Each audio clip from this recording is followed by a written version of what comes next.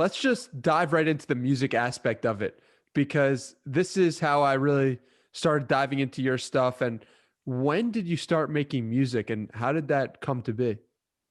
It came to be in a rather roundabout way. I had a very transitional and kind of like a unpredictable moment happen.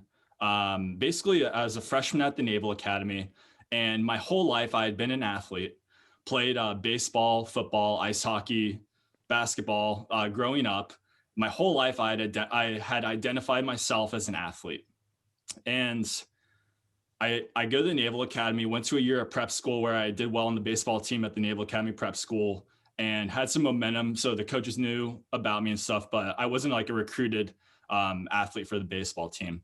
Long story short, got cut from the baseball team before the actual spring season started. And at the same time, like in the locker room, some of the other guys on the baseball team were playing Swedish House Mafia and Alesso and like all these Swedish DJs I really liked and some Dutch DJs that I really liked. And these melodies I was hearing, I was just like, man, I've never heard stuff like this. I knew like Levels by Avicii, and my roommate my first roommate freshman year of college, he was really into EDM just by kind of the luck. Like I didn't even get to choose my roommates in college; they assigned it for us, and he was super into it. He was always watching videos on YouTube, like DJs playing at Ultra Music Fest in Miami, Tomorrowland. I'm like, what is this stuff? Like, I did not know what it was. And, right at the time I got cut from the baseball team, I was like, okay, I kind of need like a new thing to really get obsessed with. I always identify myself as an athlete. So I, bought my own mixing board, just like a cheap little $80 one, and started, figuring out how to like fade out of tracks, in and out of tracks. And looking back, I was absolutely awful when I first started. I had no idea what I was doing. And from What there, year is this for context? this is fall, winter 2012 Wow. into spring 2013 is when this is really kind of starting to percolate and like become, thoughts in my mind that I want to pursue music as a hobby.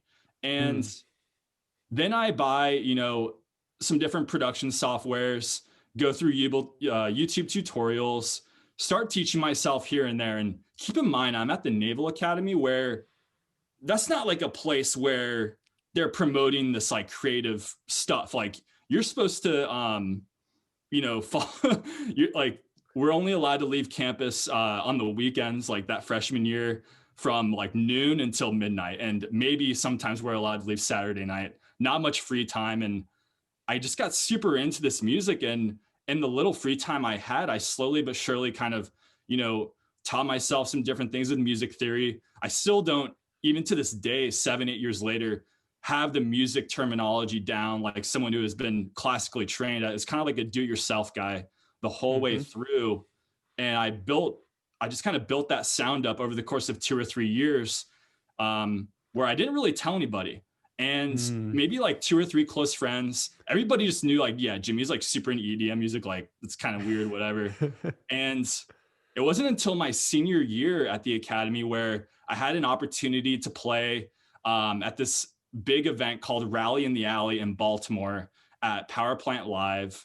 And I basically just cold emailed the people that run it. I'm like, hey, I'm a DJ, would love to come play. Sent them a demo mix. They loved it, made it happen. And, word kind of got out on campus from that. And I was like kind of helping promote it, getting people to come and support. And after that, the cat was kind of out of the bag and people found out. And from there, it just, like that was kind of like the first event that kind of kickstarted where everybody actually knew me as a DJ, like, performing at venues and stuff. Yeah. And it's so crazy because people might see you performing live in 2018, 2019. I'm not sure exactly what year you first started, but that is a culmination of 7 years of work. And it's like, if someone were to say, oh, wow, Jimmy's performing in Tokyo, he's going to New York, he's going all over the place. But it was actually the result of all that work. But going back to when you were first starting, Did you feel a sense of like, I'm different because I like doing this, or like in a negative way? And did that hold you back at any point? That feeling of like, I don't fit in because everyone else is doing Navy stuff and I'm creative, and that, and how did you balance that and juggle those two? Um, I think my whole life I've really enjoyed being different and standing out. So it was almost like I really liked it. I liked how it could kind of make me different amongst everybody who's kind of, um, there's some people training for Navy SEALs. There are everybody's in pretty good shape there, physically fit. And I love to work out too, but this was kind of my thing that I could kind of um go into my own little world where there's so much regimented and like guided schedule for us, where we didn't have that much opportunity to socialize and go out and do as much as like the regular college kid. But this was kind of my little thing where, you know, in my little room, my little dorm room with like two or three other roommates, where it's like a box literally smaller than the room that I'm in right now. And I could just throw some headphones in and learn about music. I could listen to and hear what songs like the famous DJs are playing, and I would forget about where I was, and it was an escape. Um, I'm really thankful for how it all kind of just naturally unfolded and how I discovered it.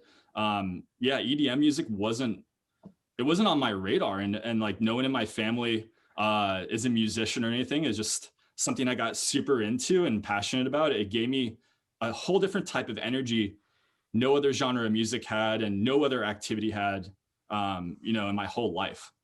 So how do you then translate that to, this is just a hobby of yours that you're focusing in on. How do you then go from that to then touring all over the world? uh, yeah. Basically, I think I've thought about this and how to succinctly answer it in kind of one like in a couple of sentences, but it's really hard. Basically, I kept asking myself, I wonder if I could pull this off. I wonder if I could play at this venue. It was like, hey, that looks really fun playing at that big nightclub. That looks really fun playing here. It was like, go out, create opportunities that might not be like sexy on the surface. Like, go be the opening DJ at a nightclub when no one is actually there yet. Win over the GMs, win over the nightclub owners and the promoters. Show them you're a good person. Show them that they can rely on you to show up on time, to deliver a good set, that you have a good mixing ability. Crush that a few times, and from there, they give you an opportunity to be the headliner. Well, I went to college in Maryland. Then after I graduated, I moved out to San Diego. So while I was at the Naval Academy, I had performed in Washington, D.C., at Towson University, at different like fraternity events, college bars, nightclubs. Echo Stage in Washington, D.C., I got to open for and close for Wolfgang Gartner and Benny Benassi, who are some of like all-time greats for the EDM scene. They've been around for like 20 years. And then I even popped up and played a show in Philly the night after the Army Navy game my senior year, and like a bunch of my classmates came out. So that was pretty cool. And so going out to San Diego, I had a lot of like social proof. Like, here's a flyer of me playing in Washington, D.C. Here's a flyer playing at this big night, New Year's Eve event in Baltimore. I played in Philly. Then when I moved out to San Diego, it's like, okay, this guy's like kind of played all over the East Coast. So I had some leverage. At this time, I'm by myself. I didn't have a manager or anything. So I started kind of doing this rinse repeat of the local DJ in San Diego, doing the shitty, like early time slots before the headliners come on. Opened for Firebeats from Amsterdam, opened for Henry Fong, Klingon from France, and some big DJs. But then I quickly realized, I was like, okay, after 3 or 4 months of this, rounding up all my friends from Pacific Beach, or PB for anyone that's from San Diego, like getting people to buy tickets, organizing these pre-games where like me and all these dudes, and they would just invite as many people as they could to come to support. And, be there for me for these local shows where I was not the headliner. I was just like a guy helping the nightclub essentially bring people out and helping pack the nightclub. And I would play for an hour before, you know, who everyone was paying a ticket to actually come see play for. Then I stopped that and I was like, okay, I need to hone in on music production, seek out opportunities in other markets to create more value for myself as a brand. Not just like I'm a local DJ in San Diego. So it was really weird, Danny. Like I had just graduated from the Naval Academy and I had this shift happen where like, I need to do something different. And then a random nightclub in Montana reaches out to me. It's in a ski town, Whitefish, Montana, where like the Glacier National Park is. And like, hey, we love your music. It was like around the same time I released my first remix ever of All the Small Things by Blink-182 that went, at the time, seemed kind of viral for me, and had an opportunity to go play. And that kind of lit a fire inside me like, damn, I can like have nightclubs pay for me to come travel into their town and put on a show and do my thing. And, you know, after that, it was like an opportunity came up in Columbus, Ohio, then Cleveland, Ohio. And it just kind of stacked. And once you build this momentum and social proof, then I came back to when I was living in San Diego, I was like, I went back to that nightclub where I had been the opener 5 times, you know, 6 months prior. I'm like, hey, look at this music I've recently released. I've just played, you know, 5-6 shows in the last 6 months in different markets. Like, give me a shot to headline here now. And I was pretty strategic because I asked them the weekend after New Year's Eve, which is strategically one of the worst weekends of the year. Like no one really goes out to nightclubs. I'm like, hey, I'll pack that place. I have leverage in San Diego. I know people here. Give me a shot to headline. I'm like, hey, actually, can you headline? It was based in San Diego. Like, can you headline in 3 weeks? We just had someone from Europe or wherever, like out of the country, like bail because their tour basically fell through. I was like, let's do it. I did it. Got that headline. And what year is this? This is December 2017. Love it. Yeah. So December 2017, had the opportunity to headline at the nightclub where I was, you know, basically a pseudo promoter DJ, just helping getting people in the door and playing for an hour, where a year later, I'm now the guy everybody's coming to see, where I've released a bunch of remixes and the place was packed. I have a pretty funny story, if you don't mind me sharing from it, that looking back, it's hilarious. So on the opening drop that night at Basements, there's probably, I don't know how many people there. At the time, it seemed like a ton. It was a big deal for me. On the first drop, I released, or I played a song, like a progressive house, high energy remix of the song Latch by Disclosure. Mm-hmm. And it's one of my favorite drops. The crowd absolutely goes nuts. And right on that first drop, a bunch of confetti flies everywhere. And the confetti fell all over my DJ board. And I didn't know what to do. So I started like wiping, you know, the confetti off.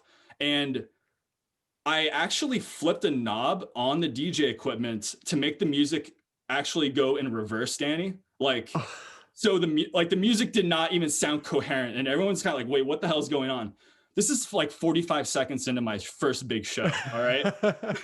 So now I know that when confetti falls on the DJ equipment like that, you just blow it off with your mouth. Like you just blow the confetti off and you don't touch anything because it's like you're going to do something stupid like that. So yeah, man, it's always been like, I just thought I'd share that story. It was kind of funny looking back and a little embarrassing, but I'm willing to share everything. So yeah, just wanted to put that out there. No, I appreciate it. What were we going to say? Yeah, but recovered. And then the rest of the show was great. But yeah, didn't panic, just rolled with the punches. Yeah. How did that feel to you? Like you're recording your first show and you're doing your first huge show. And in the first 45 seconds, everything messes up. Like where does your mind go? And how did you like maintain composure in that moment? Um, it's really hard to describe. I don't really remember. I think I quickly flipped the switch back and I just put on a whole different song. And within 2 or 3 minutes, I had already played 4 or 5 different tracks because I play a lot of songs, and I think everybody forgot about it quick. And that's the benefit of playing for a lot of people that might have a few beverages in them, and they're there to have a good time. So yeah, Yeah. I think I just trusted myself. I was like, hey, I've done this a million times, even though it hasn't been on this scale. And I trusted myself and my instincts and just rolled with it. And the show ended up going really well. And for the first time ever, I was having people, coming up to me after the show, like wanting to get pictures and stuff. So that was cool. Yeah, that's awesome. And it also reminds me of a tweet you had where you said, like this was Tokyo at the first time I played it. I believe it was Tokyo, and this was Tokyo the second time I played it. And it was the first time there was no one there, like a few people, and the second was a packed crowd. So what do you take from that? Just the fact that 1 year later you have a huge difference in amount of people. What do you attribute that to, and what did that teach you about life? Just show up every day, just like you're doing with this podcast, like you're doing with your Twitter. Get like the idea of just get on the board, get in that new market, like start that new thing. If I had never played that first show in Tokyo at a nightclub that it's a great nightclub, a lot of great DJs play there. The reality is the train stop. Like everybody takes the train when you travel in Tokyo. That's how they go from dinner to home to the nightclub and back. The reality is another nightclub, One Oak, Tokyo, is right like 1 block closer to the train stop than that one, where we didn't really know. And it's just like that's where everybody goes to the other place, and there's kind of like spill over to that other nightclub, and it is what it is.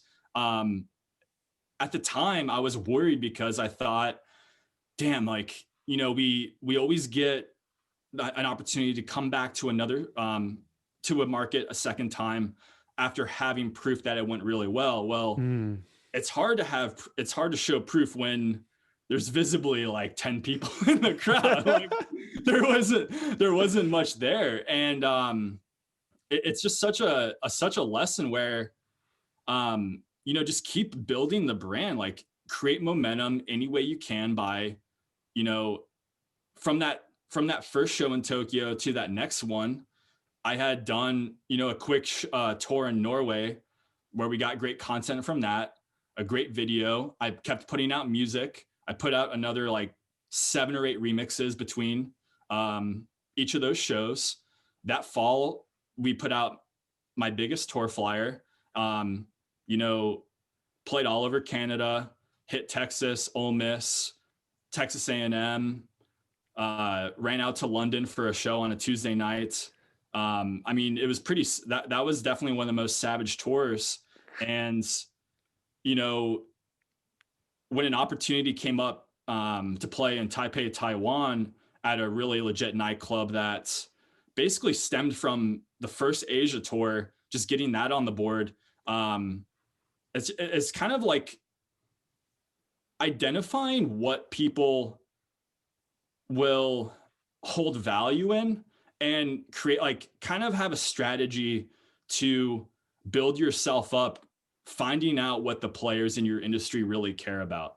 So that first show in Tokyo meant a lot to the people that booked me in Taipei, Taiwan and Kaohsiung, Taiwan. And the fact that I play in Singapore and Vietnam, like that meant a lot to those people, where it might not mean as much, other parts of the world. Then, it's tough to describe, but the, that second show in Tokyo was really like a huge pivotal moment where I was like, damn, this is really, what I'm meant to do. This is really special that, I'm getting a little emotional about it. It's like this many people can, show up to a club, 6,000 miles from where I grew up and be excited to see me. And we all have a great, 90 minutes together, just going nuts. And yeah, it was like right before the pandemic hit. So I'm really thankful that we got that in before all this. You bring up the pandemic, and it is something that I really want to talk to you about because for many reasons. But what did you do? Right? Like you're making money going to you're an internationally touring DJ. Like not many people can say that. An internationally touring DJ. And now you can't travel anywhere. Now people can't go out. What does that do to your psyche? At first it really threw me off, Danny. I was like, we had a huge spring college tour planned, a lot of shows in Canada, through the southern US, and another show booked in New York City that I was really excited for, and it all got canceled within like a 3 or 5 day period. But really, I think it was such a blessing, because the last couple years have honestly been a whirlwind, man. Like put out as much music as possible, go play every show that comes your way. And I didn't really get an opportunity to just kind of step back and like look at life and from a different frame, another picture. And man, this last year has been, you're like, anyone listening is like, dude, what are you talking about? But it's been phenomenal for just my outlook on life. And, you know, going from traveling all the time and getting to see the world, like I love that. I love traveling. I love meeting people. I love that energy. You know, a few things. I really wanted to create something with my brands that allowed me to have that personal connection with people again. And having that personal connection at shows and people seeing my energy and seeing those shows in person is like, that's the whole key to my success. Like, there are a lot of people that make great music. There are a lot of people that make, you know, better music than I've released. The reality is there's hundreds of people, literally hundreds of people on Spotify with 1 million monthly listeners or more that don't tour at all. And like, that's kind of like our competitive advantage. My manager, Dave, and I, like, we're savage about booking shows. We make it happen. And that was like our one thing, that really just kept the momentum rolling and made our brand different.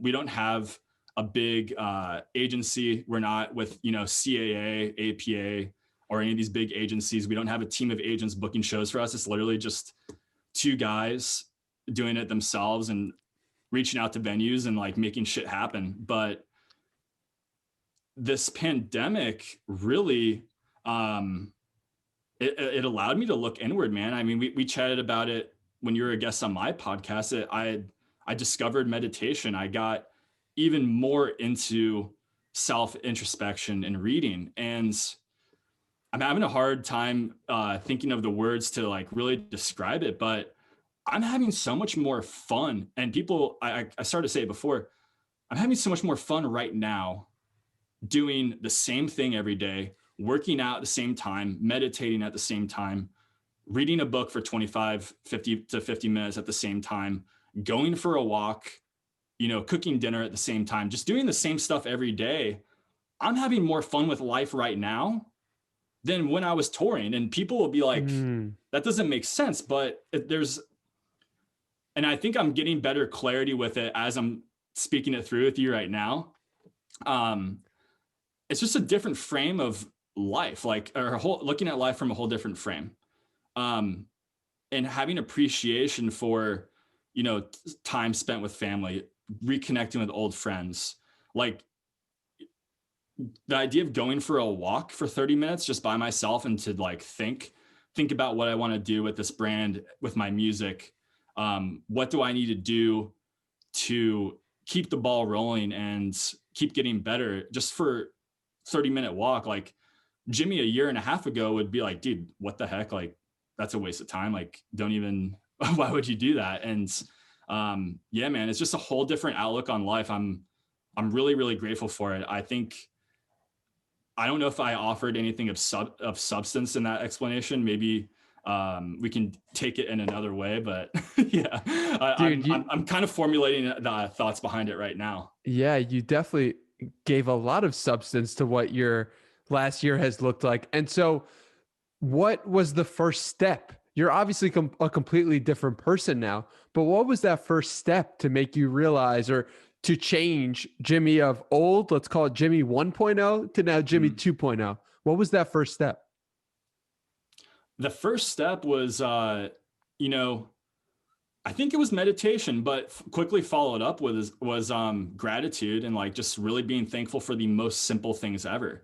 And funny enough, I right around the same time as the pandemic hit, I had rebranded to ROSEDRiiVE. I went by a different name before that. And my reason for that, Danny, was to create a brand of more community. Mm-hmm. And I didn't want my DJ name to be a name like it was before. I didn't want it to just be about me. I wanted it to be about the experience and what I could offer for people, you know, providing value outside of just making good music and having people come to a show and feel really good. I think it kind of hit me that in my community, the reality is people go to these shows typically to escape a reality that they might not like. I want to be a guiding, you know, for lack of a better way to say it, like a guiding star in the EDM community of helping people create the life that they really want, where going to a concert or an EDM show or a nightclub on the weekends is in addition to a great life, not an escape from, you know, escape from a life that they're not loving or something like that. And getting to just think about that and brainstorm different ways for a couple months where, and I also just took time off from working on music, man. It was really refreshing. I needed to just take a step back and not listen to any dance music for a while. I went and listened to other genres of music, see how they made me feel, and came back, you know, in November, December, started like getting back into my music. And it was just really good to kind of have a fresh ear. And I'll tell you what, man, I haven't been this motivated or inspired to work on music like I am currently in the last couple months, for a few years. So, yeah, there's been like a few different steps through the last year, and it's hard to put the words to it. I'm almost getting a little frustrated, honestly, but it's all good, man. You're doing an incredible job. So for that meditation piece, you said the first step was meditation. And so what happened with that? How did you get introduced to meditation? Why were you willing to take that step? And what was your initial practice like? Yeah, I was reading either Tools of Titans or Tribe of Mentors by Tim Ferriss, and all these people, like however many people are in this book, Danny, you know, there's 150 of them. I think 110 or 120 of them are like meditation's a core, you know, tenet of my daily routine. And I'm like, okay, my buddy Chase Maher has been preaching about meditation. He's one of the most like chill and also really successful people I know. And I was like, all right, you know, screw it. I'm just going to go do some meditation. I'm going to try this. And the first meditation I ever tried was, I forget her name, but it's called a smile guided meditation, by a woman. It's like a 10-minute or 12-minute smile guided meditation. And dude, the first time I did it, I had so many just negative thoughts going through my mind. Like, wow. You know, like what am I going to do next with DJing? What am I going to do next with music? Like the world is in just such a disarray of so much unknown. Right. And I kind of started to try different guided meditations. I try meditating just by myself, sitting in a chair early in the morning in the dark. And, you know, it kind of sucked for a couple of weeks. I didn't make me feel good. I actually I almost kind of felt worse, you know? Wow.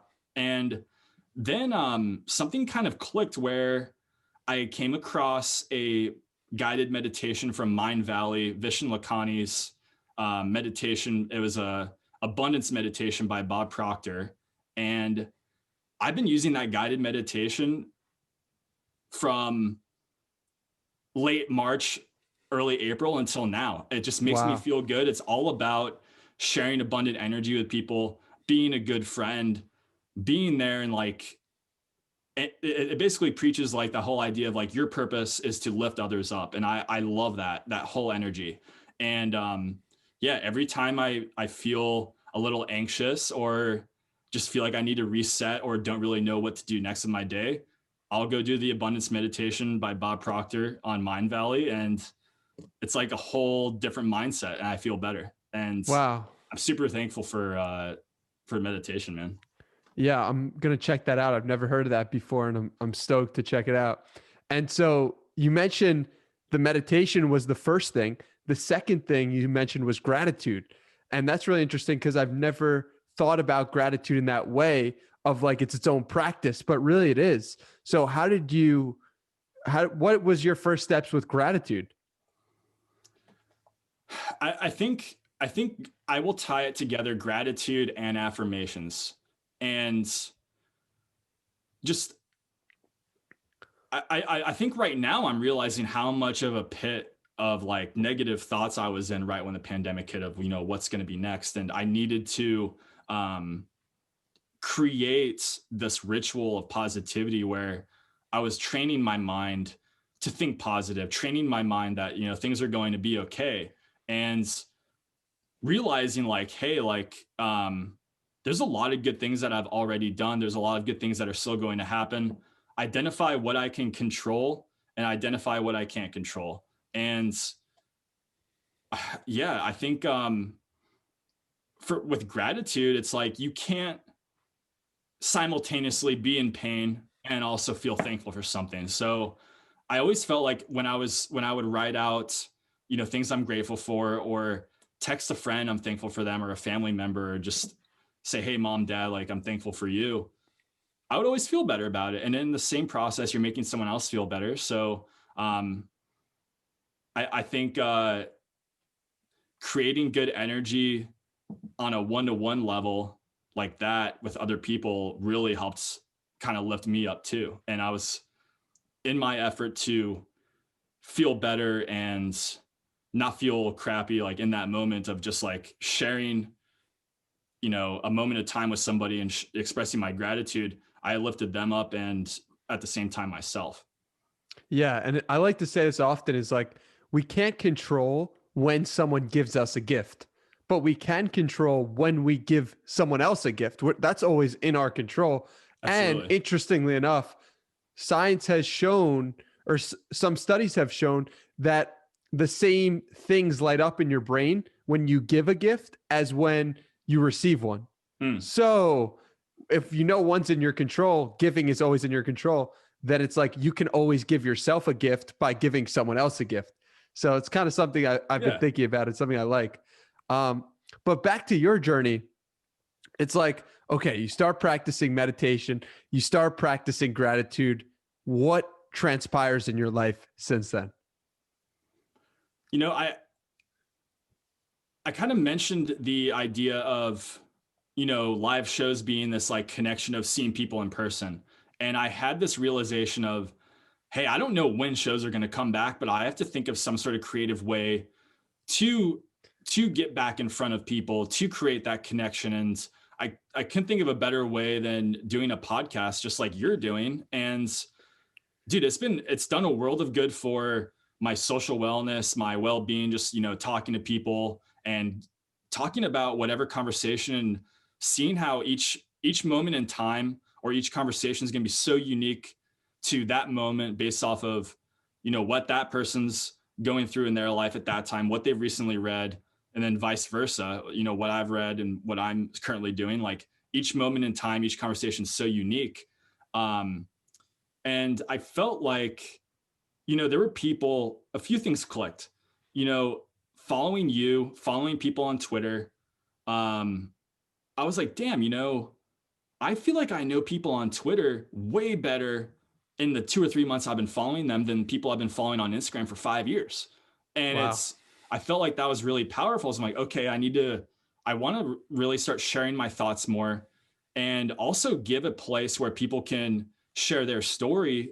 And at the same time, allow my audience and followers that maybe their only connection to me is they've listened to my music or they've been to a show, but they don't really know who I am. They don't know, Mm. what's going through Jimmy's mind. What does he like to do? What does he do to get to this point that he's able to do this? And yeah, I wanted to create more of a community in the brand rather than just like this, almost like not transactional. I don't know if that's like the best way to describe it of, I come out, do a good show, you just have a good time and you forget about me, but more of a deeper connection. It's the difference between a hierarchical relationship, like I'm above you because I'm performing, versus Yes. a peer relationship, which is like, you're my equal, I'm your equal, we're all in this together. I might have created this music, but we're all enjoying it together and we're all one. 100%. And That's it's a like, great way of putting it. and that's what you're embodying to me, it seems like. And one of the ways in which you did that was when you told me you responded, you put something out to people like who would prefer a video message or something like that. And you sent the video message to every single person who responded to this random poll you did. So talk about why you decided to do that and like what was going through your head to make that a reality. Yeah, I remember it very vividly. I recently came across a friend of mine who's a psychologist that had on the podcast, Shannon Connery. She did something called a gratitude project, and it kind of inspired me. What she did was she wrote a letter of gratitude to 100 people for 100 straight days. And the reality is, I don't have all of my followers' addresses. So I put up a poll and I was like, hey, would you rather, receive a video DM from somebody, or would you rather receive a letter? What would be more impactful? And everybody that voted on the poll, I'd really like a video DM. I forget the exact amount, but 350 or 400 something. And it was a ton. And what kind of inspired me to do it, Danny, was like, I remember tweeting this the same day, or I was like, man, it's kind of crazy how much we take for granted. In the past on a Friday night, you'd be like, okay, I'm going out with my friends. We're going to have some fun, get together, go out, have dinner, have some drinks. And it was just how it was. Like you took that for granted. And now it's not as much of a thing. So I was sitting on a Friday night at home and I'm like, okay, this sucks kind of like there's no fun plans for the weekend. What can I do to shift this moment and kind of create some sort of connectivity with my followers who, there's a bunch of people that are feeling the same way right now, and I can make somebody's day. So I put the poll out, and as they started coming in, I started just sending people video DMs. Hey, thank you for following me. I appreciate your support. I'd love to know more about you. If there's anything that you're worried about, really excited about with your life, I want to know more about you. And like pretty much everybody replied in some shape or form, whether it's just like a heart or a thank you, but some people were really taken back. And I ended up, messaging a ton of people that night, and it was cool. It was really cool to kind of just see how people would react. And I think it had a good impact on some people. I think some people needed it in that moment, and it was good. It's incredible what you can do when you start using your power for good, and you have this power of creating incredible music, and it's like people look up to you for that, and it's like now a responsibility and a choice. What do you do with that? One thing that makes me think about is Usain Bolt, right? Usain Bolt would go around to every person or a bunch of different college athletes, and at the track, he would just talk to them for a minute or give them a fist bump or give them a wink. And that is exactly what you're doing, using your power as this creator for the benefit of everyone else and to bring people up. And it's an incredible thing. So thank you. With all that being said, back to the podcast, right? We talk about this podcast, you're building it. What were the motivations other than just trying to get people to find you and learn more about you? What were the motivations from your personal perspective of what you were going to gain from the podcast? Yeah, there were Even now, I think I overthink a bit when it comes to being a guest on a podcast. And there are a few moments where, Chase Maher invited me to be on his podcast when he first started a couple years ago. And even though he's one of my closest friends, I was, really hesitant to get on. And I kind of identified this nervousness or shyness about getting on camera and a recorded conversation. Then it came up again when I was up in Ottawa doing an opening show for Pauly D at Algonquin College, like a university up there. And right before I go on stage, someone from the student union is like, "Hey, Jimmy, can you do a quick interview?" And I go and do this quick interview. It's about 10 minutes before I'm about to go on stage in front of a packed theater, essentially. And Danny, like, this interview was awful. I mean, the interviewer did a good job, but I was just like all over the place. I didn't really provide much value. And last year, I really had a shift thinking on those moments when I read the book Mindset by Carol Dweck, like the idea of a fixed mindset versus the growth mindset, that, I can actually turn this weakness into a strength over time. And I wanted to kind of face that weakness head on, get better at it, be way more comfortable having conversations with people like this. And I really have. Like, I also feel like there's so many people that have great stories to tell, but they don't necessarily have an avenue to tell it all in one long form place. And that was a huge motivation for me to let people in on my platform and, let them tell their story. And for surprisingly enough, the episode that's had the most plays and downloads so far was the one I had with my dad. And there were like a lot of people that have been following me for a while that were like, "Man, that was so cool to see the admiration and that connection that you have with your dad."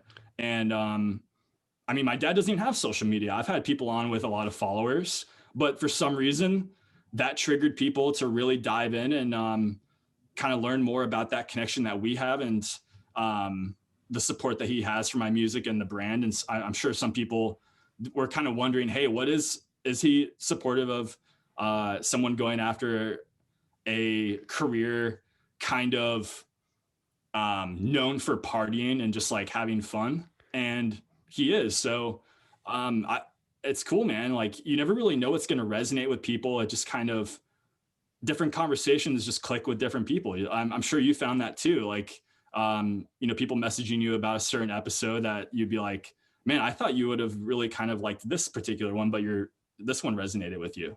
So it's interesting. What tips do you have for someone interviewing their parent? I think, that's such a good question, dude.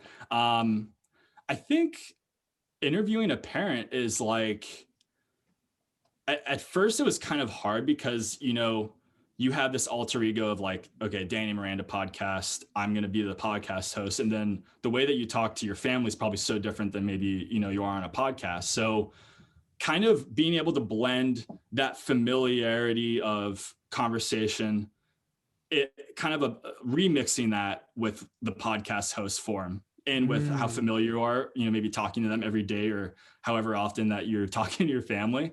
And yeah, I think it's really cool. Just like allow them to tell their story. And there's a lot of, I think it's really cool to have people from different generations on a podcast because they have such a different outlook on the world.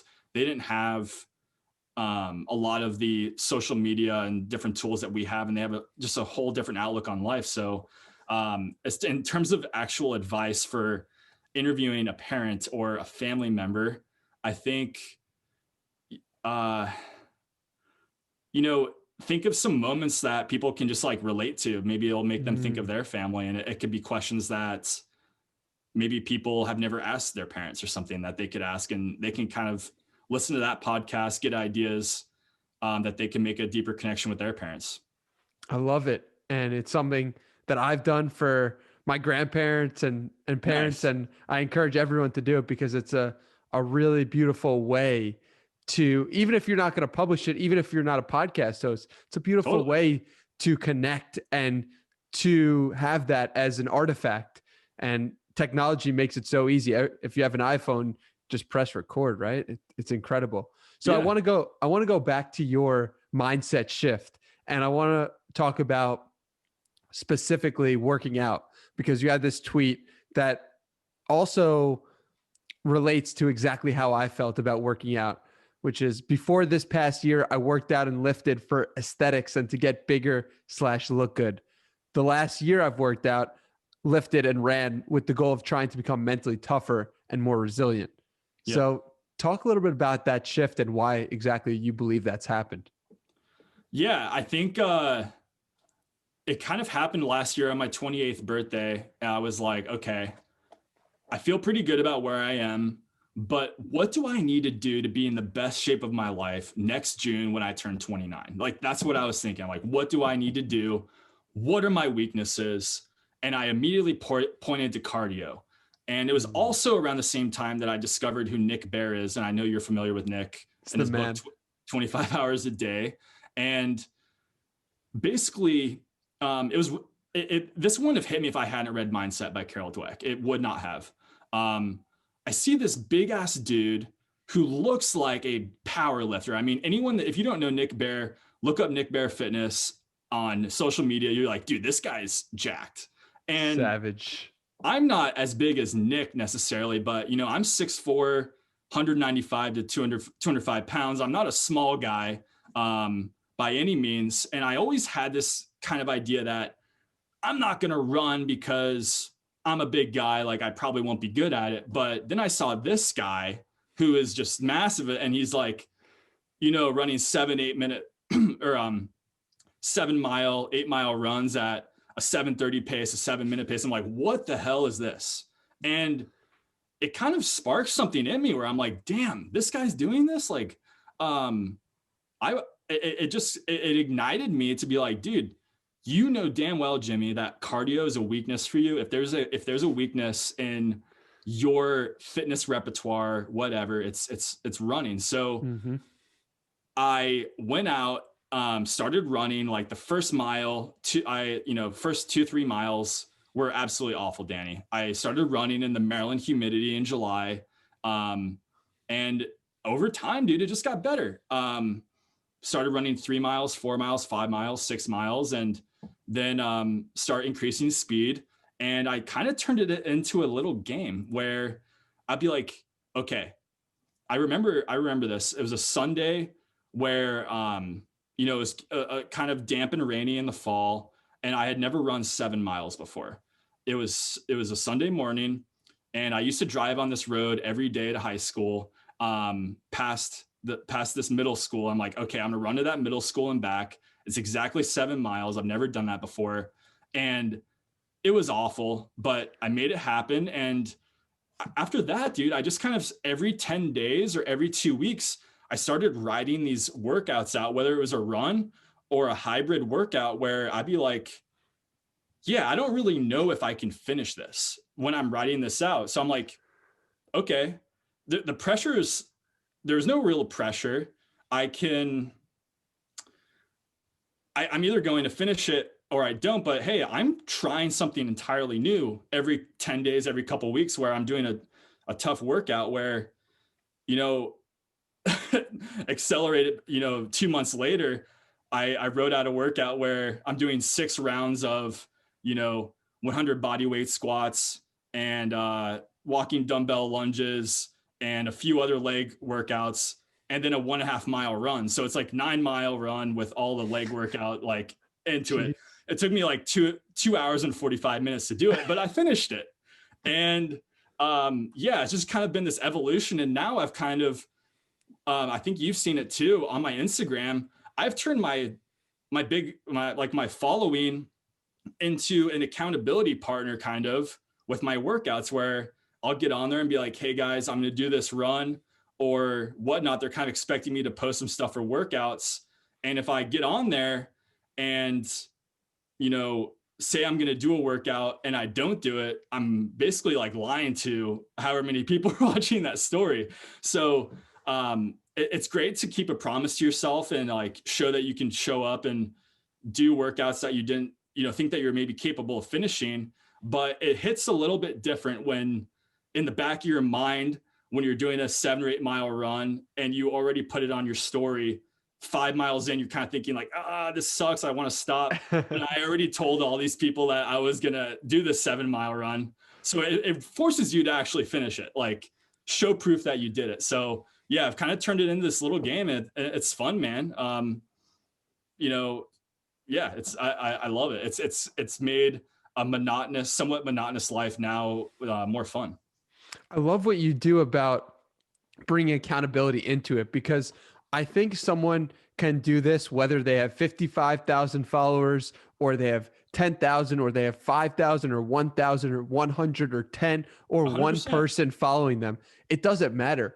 If No. you are willing to say, hey guys, this is what I'm doing, and if you have respect for those people who follow you, whether it's 1 person or 100, and you are willing to put yourself out there, then you are able to achieve whatever you say you're going to achieve. And what you did was you made your word your wand, and you continue to do that. There we go. You are saying like, if I'm going to run 7 miles, so if I don't, like, please hold me accountable. And that is such a powerful place to operate from.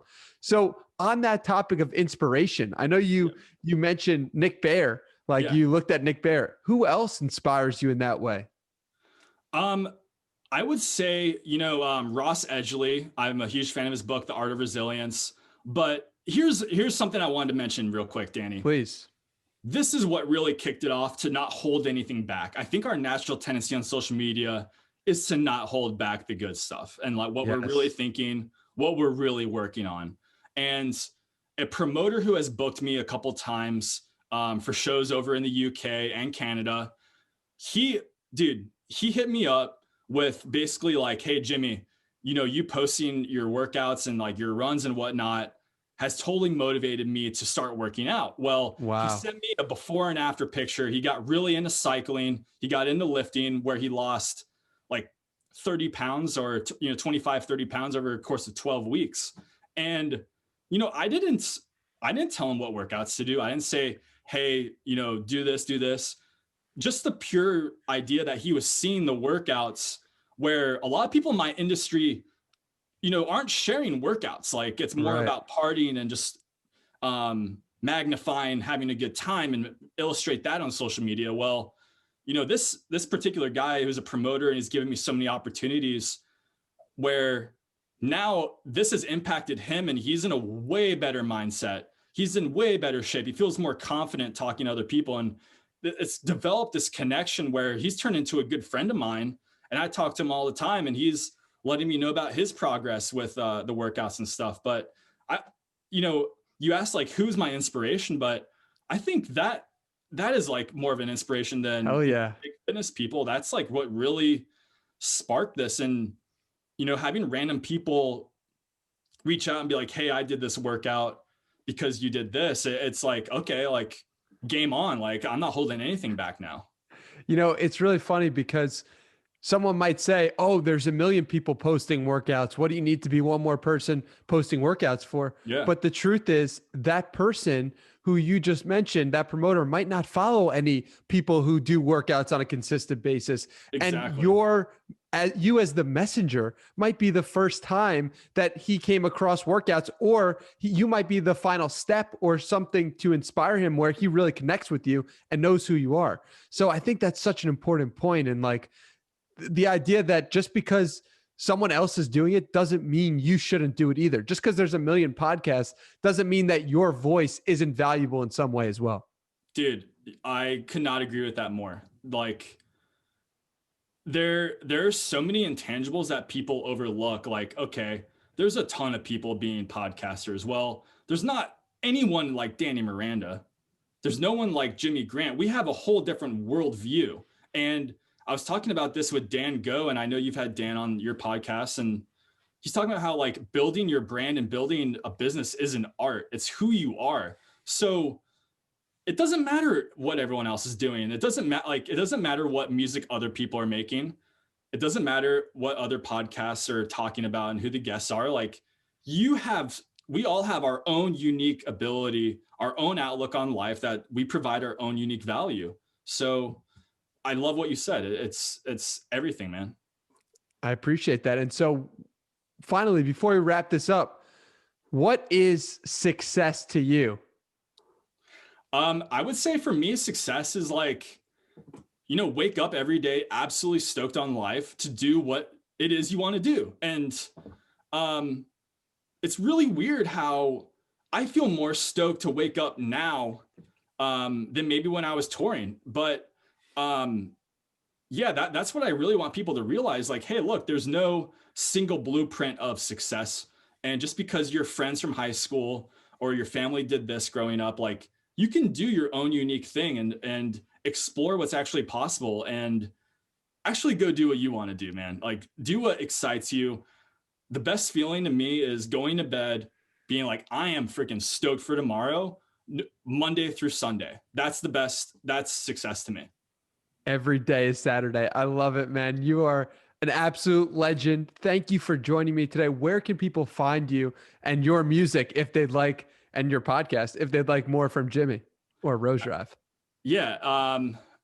Yeah, my name's Jimmy, but go by ROSEDRiiVE on all social media, Instagram and Twitter. I'm most active there.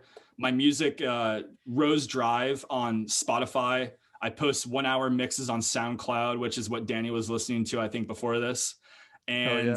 If you would like to check out my podcast, I have a short 8-minute, about me story type thing that you could check out. That's on Spotify, The Art of You on Spotify, Apple Podcasts. And Danny's been on my podcast, Optimism Compounded episode, and Danny brought a ton of great conversation and value. So I highly suggest checking that one out. Well, thank you for your time.